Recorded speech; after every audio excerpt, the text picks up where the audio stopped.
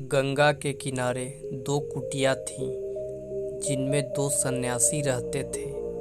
दोनों ही सगे भाई थे। उसी नदी में एक मणि वाला सांप भी रहता था, जो इच्छा अनुसार कोई भी रूप धारण कर सकता था।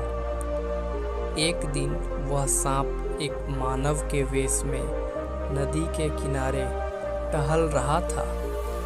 तभी उसकी दृष्टि छोटे सन्यासी पर पड़ी, जो अपनी कुटिया में बैठा था। सांप के पास पहुंचा और नमस्कार कर उससे बातचीत करने लगा। पहले ही दिन से दोनों एक दूसरे के अच्छे मित्र बन गए। फिर तो दोनों के मिलने का सिलसिला बढ़ता गया और वे दोनों हर एक दो दिनों में मिलने लगे और आते जाते एक दूसरे का आलिंगन भी करते।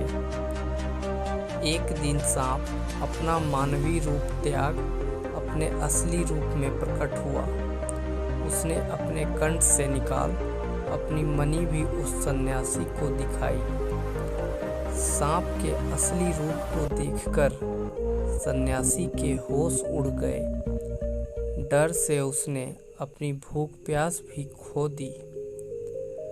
इससे उसकी अवस्था कुछ ही दिनों में एक चिरकालीन रोगी की तरह हो गई।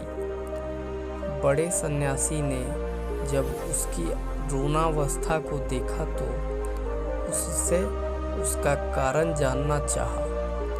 छोटे भाई के भय को जान उससे उसे सलाह दी कि उसे उस सांप की मित्रता से छुटकारा पाना चाहिए और किसी भी व्यक्ति को दूर रखने का सर्वश्रेष्ठ उपाय है कि उसकी कोई प्रियतम वस्तु मांगी जाए।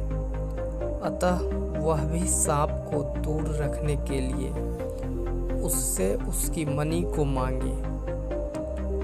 दूसरे दिन जब वह सांप छोटे सन्यासी की कुटिया में पहुंचा तो सन्यासी ने उससे उसकी मणि मांगी। इसे सुन वह सांप कुछ बहाना बना वहां से तुरंत चला गया।